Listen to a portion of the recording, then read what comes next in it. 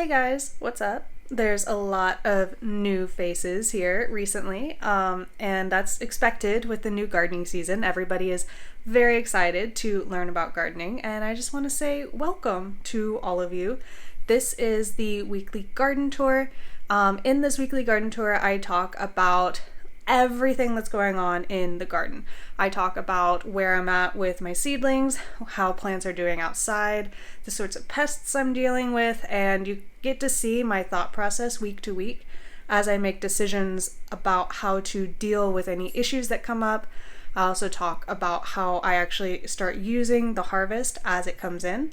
And I try to keep it all very beginner friendly. So if this is your first year gardening, then this is the right place for you.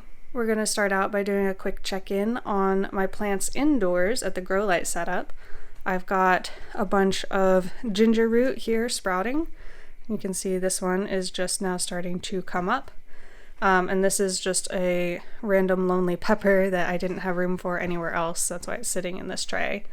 I am still struggling to get my turmeric root to sprout. I've been sprouting ginger for like a few years now, and I know it takes a really long time.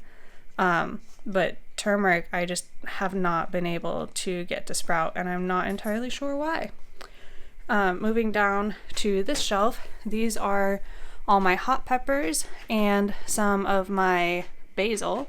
And this we are actually going to take outside with us today and start planting some of these little basil plants out. Oh, hello. And this is my adorable kitty Kata.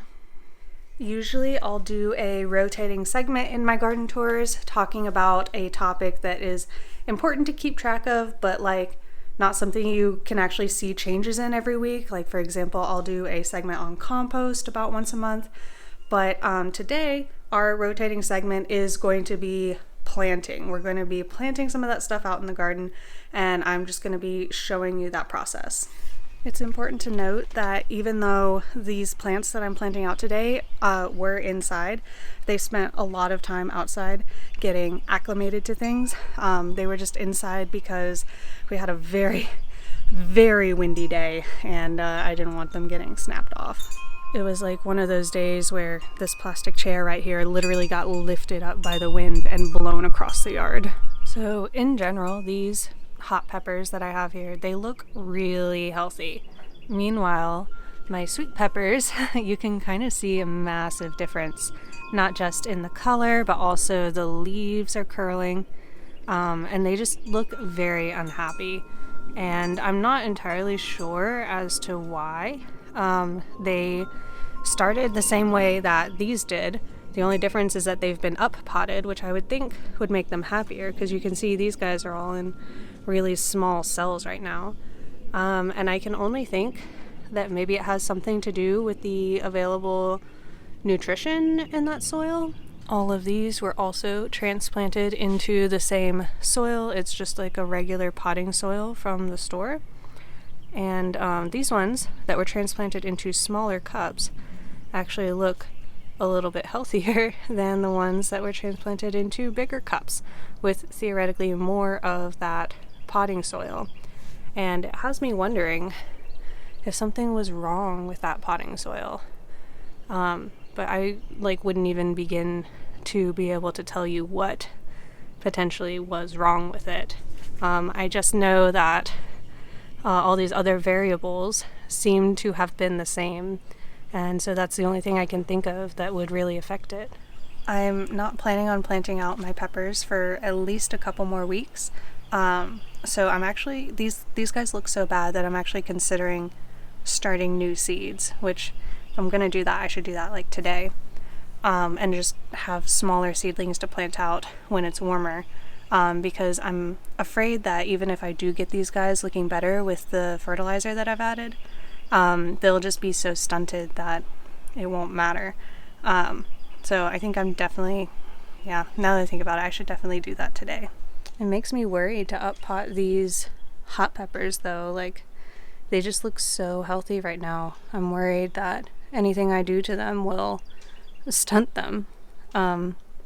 I might have to either plant them out early or just allow them to exist in this crowded environment which theoretically shouldn't be good for them, but honestly, they all look so good.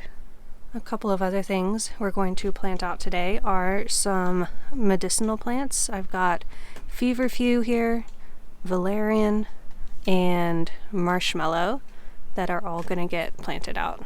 Down here on the steps are my tomato plants, or at least what's left over after I planted out everything that I wanted to put in the garden. You can see I was a little excessive with the extras. And these are going to try to be given away to people who can use them. But if you remember, I was talking about being concerned about seeing a little bit of curling on the upper leaves, and the more I've watched these, the more I've seen them unfurl to essentially look normal. And so I'm thinking that everything is probably okay. I'm potentially being a little bit of a helicopter mom and not allowing them to fully unfurl before I assess how curled they look, because like these leaves right here, those look totally fine, even though these ones here at the top look a little curly. Also, for you new gardeners out there, I want to show you this plant right here, this dead stick basically. This was in with everything else. It got the same care as everything else, but for some reason it just didn't make it. And I want you to know that that's really normal with plants. Stuff like this doesn't necessarily mean that you did anything wrong, unless like all of your plants look like this. But sometimes plants just don't make it, and you can see obviously I've got a bunch that did, which is part of why I had extras planted in the first place. It's getting so warm out here. I think it is about 80 degrees already. That's something like 26 Celsius, according to my watch. And definitely just everything is starting to explode, and we've got a lot to look at out here today. Right here at the front, this is one of my volunteer cilantros.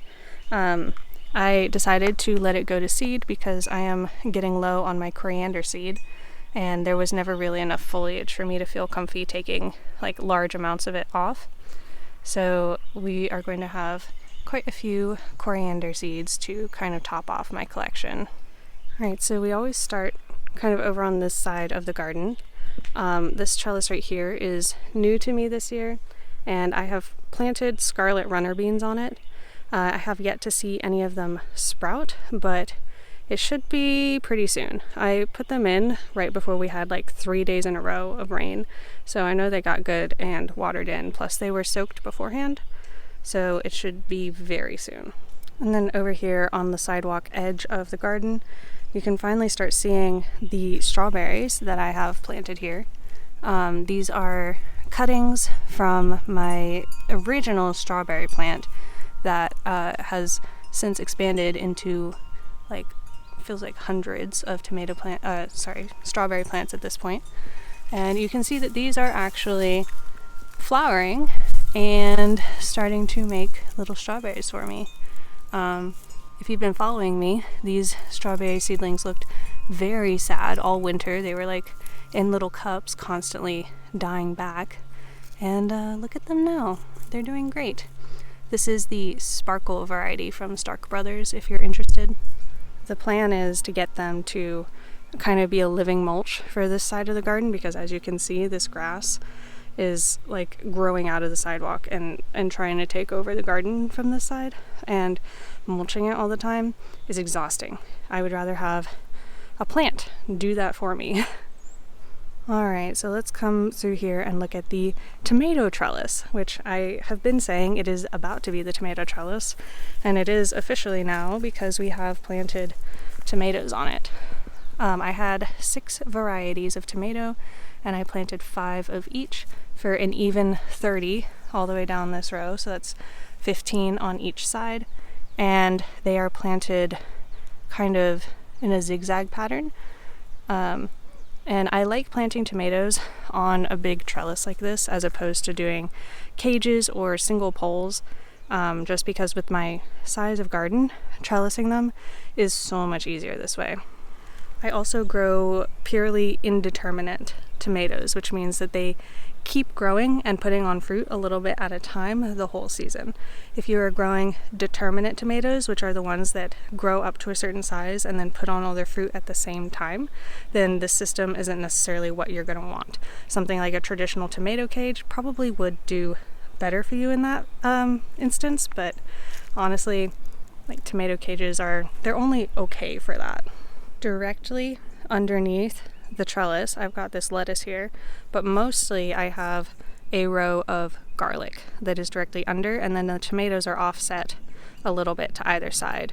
So this is kind of what I consider maximum use of this space, because these garlic are going to be here until about mid-June, and then once the tomatoes are getting big, these are going to come out, and also offsetting the tomatoes gives them a lot more root space so that I can kind of fit more onto this trellis, because I can easily let them get big and then kind of bend them over towards the trellis. I don't have to plant them directly under the trellis for the trellis to work for them. So moving on to this second row here, it is about 4 feet wide, I would say, and there's quite a bit going on in here.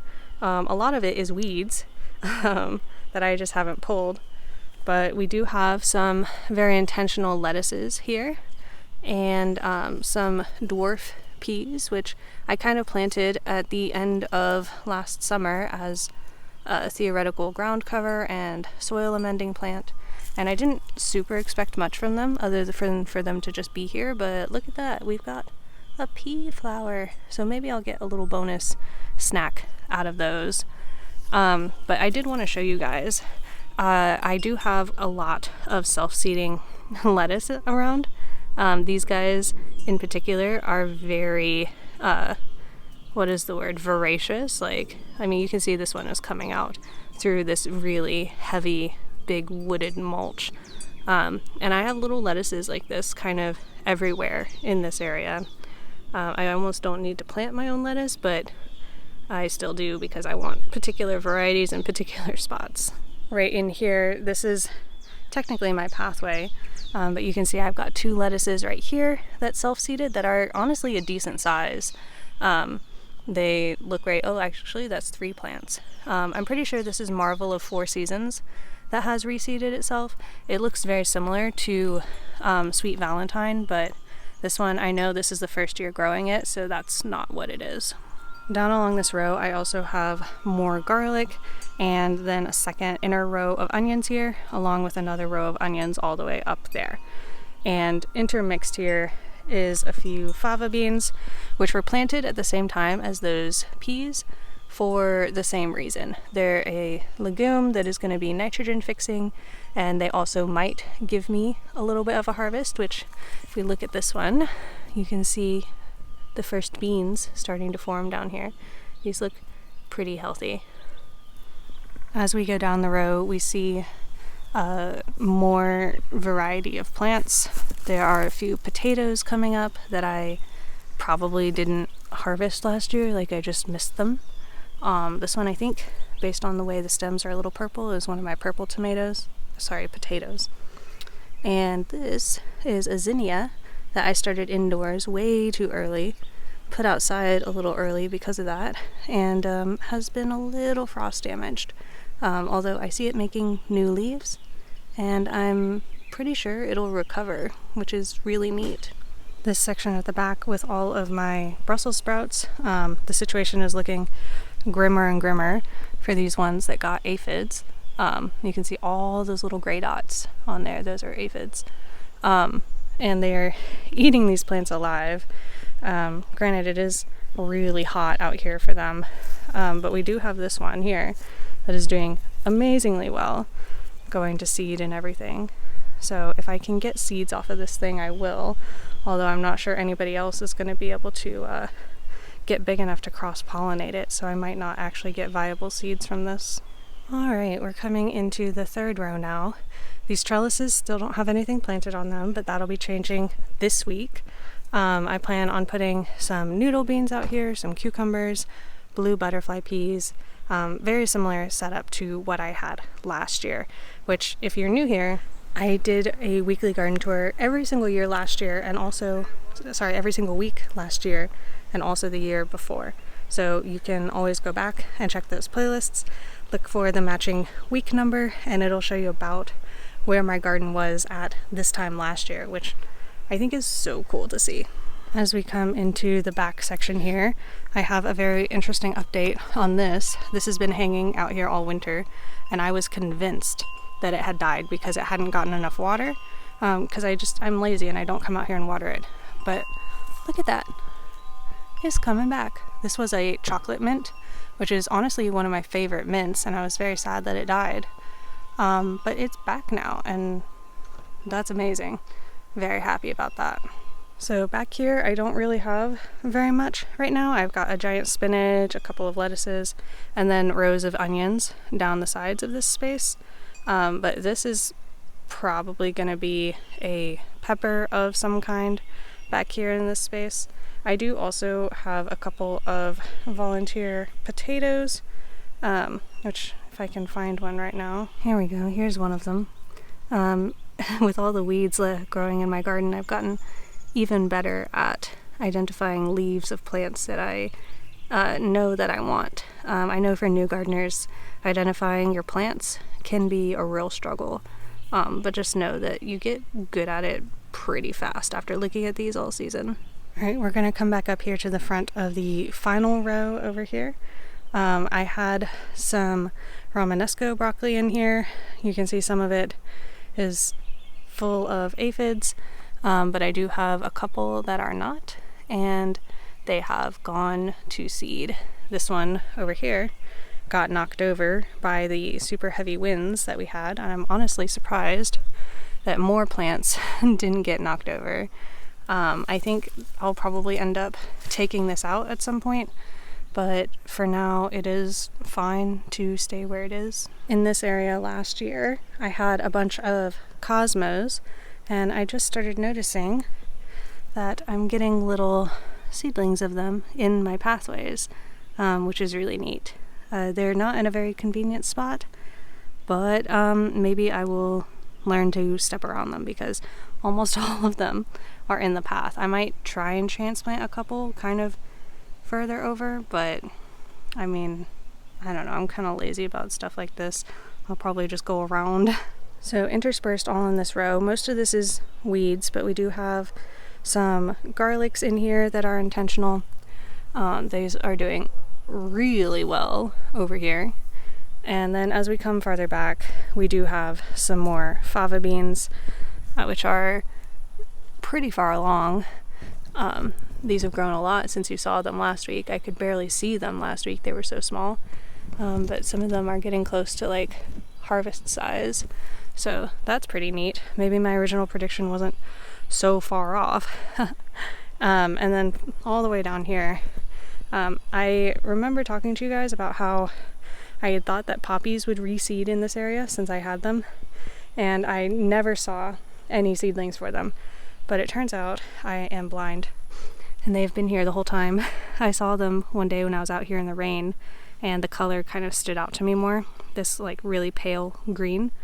These are all poppy seedlings. Once again, in my path, but I'm excited to have them so they get to stay.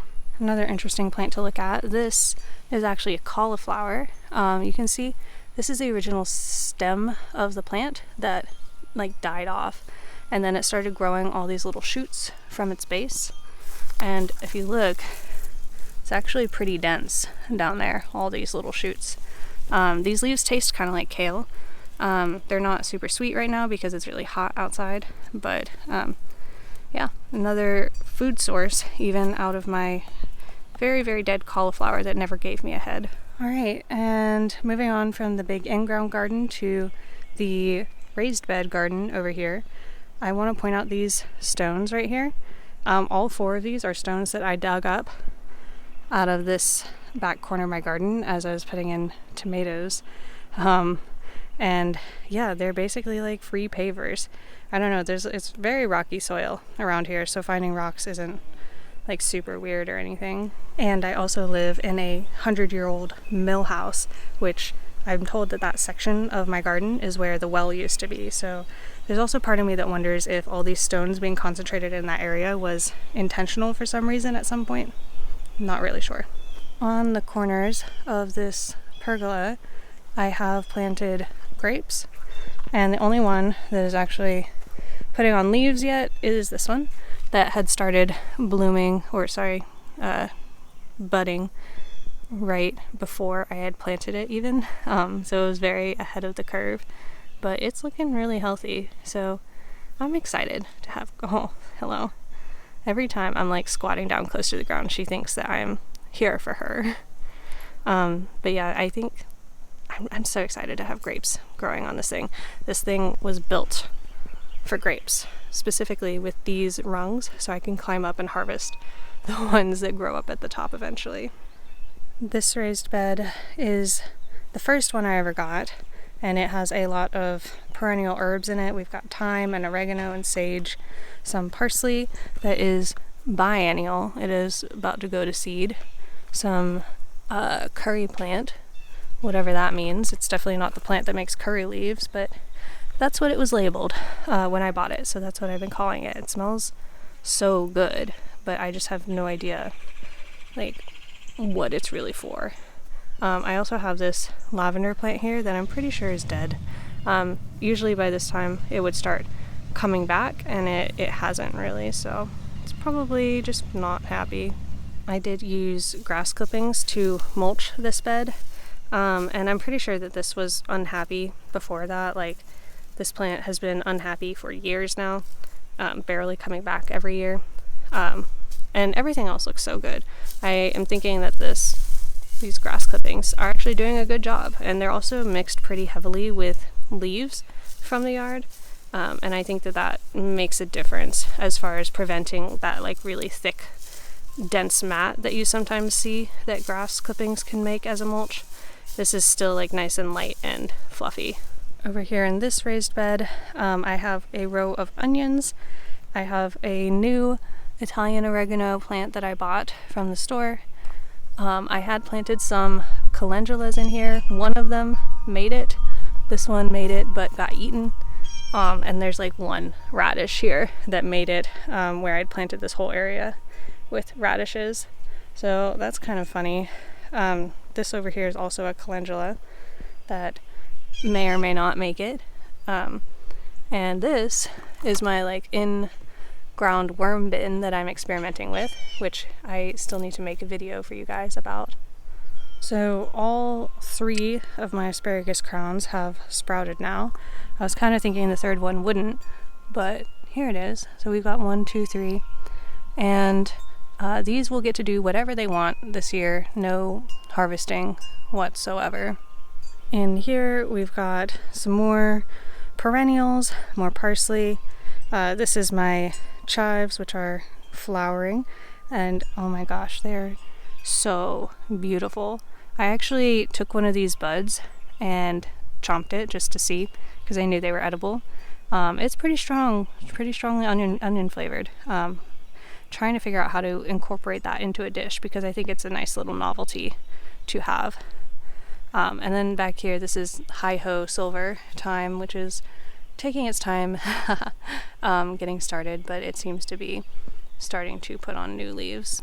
In the top, I've got these carrots, which I intentionally left in the ground so that they would be seed producers for me. Carrots produce seeds in their second year, so these have a little while yet to go before they start going to seed, but I think I'm excited to actually have my own carrot seeds, because this is kind of the logo of my channel, and need to be growing lots more carrots. This raised bed right here, I just finished filling it yesterday. I actually don't know what I'm planting in here yet, but I'm open to ideas. But these 2 raised beds that I recently put together, these have potatoes in them, and you can see I'm starting to get little sprouts coming up. These ones are more of those purple potatoes, and the ones I have over here are Sarpo Mira potatoes. I recently put some more grass clippings down on here as well, kind of a really thin layer, just because the leaf mulch that I had here kept getting blown away. And you can also see there's some digging happening in here. It's most likely my cats. And there's not really a whole lot I can do about that except just hope that the plants kind of get big enough to start deterring them. The berry patch is actually the next place that I expect to see a massive harvest. We've got blueberries coming on here. I think this will be my very first year to actually harvest blueberries, which is super exciting. You can see they're just starting to puff out now. And farther down over here, this is the strawberry patch under here. And like I said, I had one plant when I started just a couple of years ago. It started in this corner right here, and its runners have completely populated this entire area. We are very close to actually harvesting strawberries now. You can see we've got little strawberries in here that are just needing to grow just a little bit more before they start ripening. So that is so exciting. I've been craving strawberries. We're also seeing a lot more flowers on the blackberry this week. And unfortunately, this blackberry right here, its main stem got snapped off in that wind. That's this right here. I'm thinking it'll grow back, but it'll just be way behind this other one as a plant. Raspberries are also starting to open their flowers, so we'll start seeing baby fruits coming on very soon. Also, this bee is massive. Look at him go. Just a little check-in on these mosses that I planted in the shady area to start serving as ground cover over here. I'm pretty sure they're not a true moss because they do make these adorable teeny tiny flowers. I think mosses generally don't make flowers, but don't quote me on that. Yeah, these guys are doing really good. I also want to show you guys something that I think is really funny. This right here is my catnip plant, and it could look like it's just barely starting to come back, right? But I've watched this plant actually come back a few times now, and I know that my cats keep coming out here and eating it down, which is fine. That's what it's for. It's for them. It's not for me. But I just think it's funny that this plant is resilient enough to take the continuing munching of my cats. And I just also think it's funny that my cats actually use it. Cats are so notorious for not using the things that we get for them, am I right? Alright, time to grab my plants and get planting.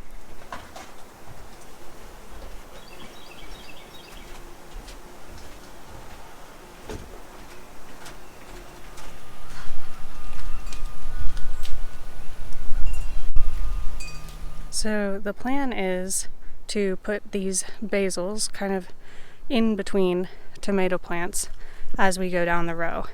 You can see the distance between my tomato plants here. Basil's going to go right in the middle, and this will work because I am going to be heavily pruning and single stemming these tomatoes. So by the time basil gets up, tomatoes will be up on the trellis, and they're not going to have leaves on most of that lower area, so they're not really going to be competing for light.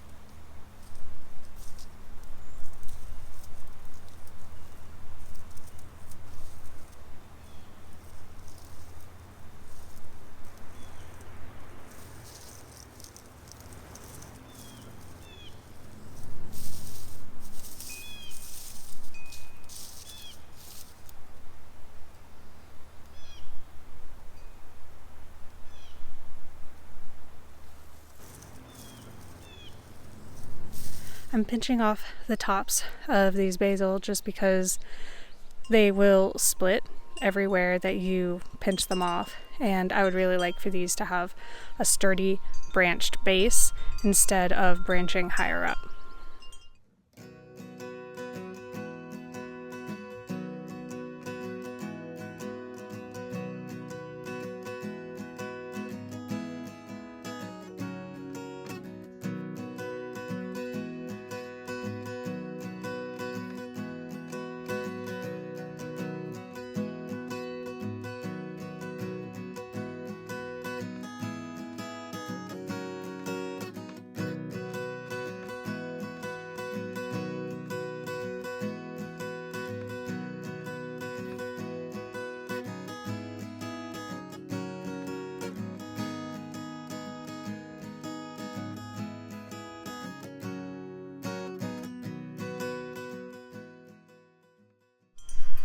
Whew, that sun is hot. I am done outside for today. And those of you who are new, again, welcome. I have a whole playlist of garden tours if you want to catch up. But I will see you guys next week. Until then, happy gardening.